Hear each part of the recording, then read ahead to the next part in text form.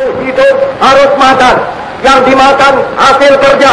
Jika tidak bekerja, tidak makan. Jika tidak makan, pasti mati. Inilah undang-undangnya dunia. Inilah undang-undangnya hidup. Mau tidak mau, semua makhluk harus menerima undang-undang ini.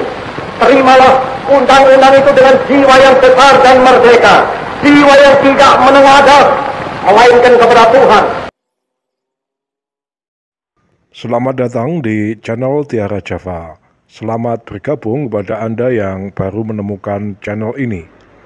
Hari ini Minggu Legi, tanggal 10 April 2022, saya berada di lahan blok 2 yang seluas 120 ru atau 1680 meter persegi yang saya tanami bawang merah dan hari ini umur 20 hari. Hari ini saya lakukan pemupukan kedua memakai metode kocor dengan bahan-bahan NPK Pak Tani pupuknya, NPK berimbang 16-16-16 ditambah beberapa unsur hara mikro. Ini saya pakai 2 cangkir atau setengah kilogram. Kemudian saya campurkan juga pupuk Sitka produksi Pak Tani lagi. Itu saya memakai 1 cangkir atau sekitar 250 gram. Pupuk Sitka kita tahu unsur haranya adalah kalium dan sulfur.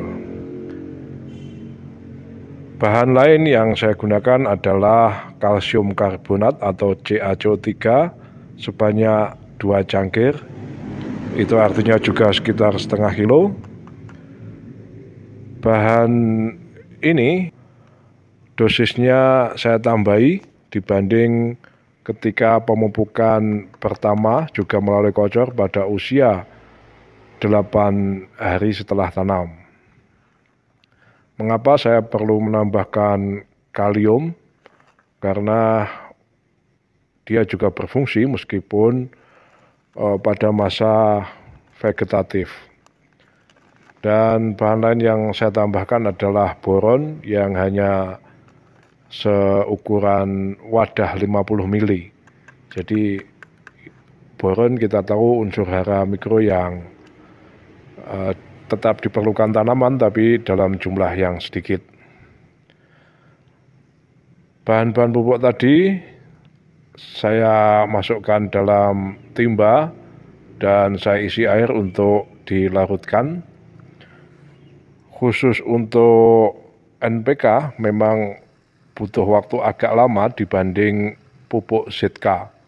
Karena NPK bentuknya granul begitu, kalau Sitka lebih ke powder atau tepung atau bubuk sehingga 100% larut di dalam air. Nah, setelah semuanya larut, saya masukkan ke dalam jerigen atau kempu volume 20 liter.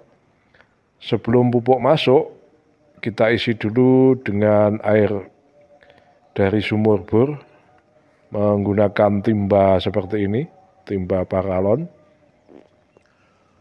Setelah tercampur atau kita memasukkan seluruhnya di dalam jerigen, ini perlu kita tunggu beberapa saat supaya benar-benar larut, karena saya seringkali menemui butiran pupuk terutama NPK itu yang belum larut sehingga keluar melalui pipa pembuangan itu dan masih berbentuk sebagian utuh.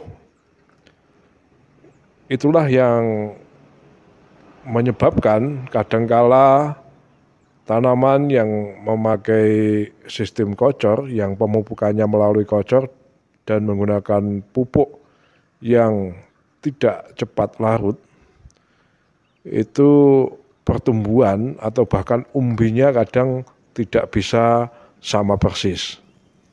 Tapi apa boleh buat, metode ini menguntungkan karena relatif irit dari segi pemakaian pupuk. Setelah semuanya tercampur, kita kocorkan ke tanaman.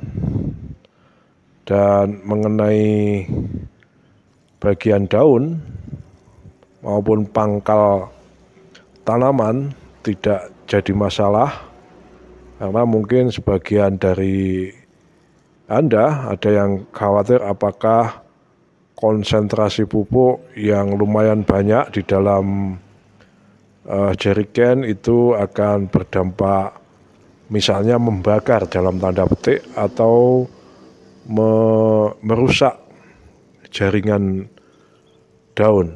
Nah, saya pastikan tidak, karena sekali lagi saya sudah membuktikan metode ini berkali-kali dan tanaman saya baik-baik saja.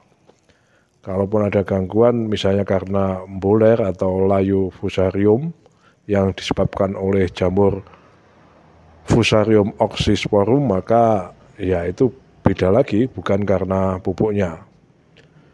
Ada juga yang bilang pupuk Sitka itu jika dispray dan mengenai daun mengakibatkan daun itu seperti panu begitu, ada bukan trotol tapi ada belang-belang begitulah. Tetapi saya mengamati ketika memakai kocor ini tidak masalah pada tanaman. Demikian kawan-kawan apa yang bisa saya bagikan. Saya ucapkan matur sembah nuwun, salam.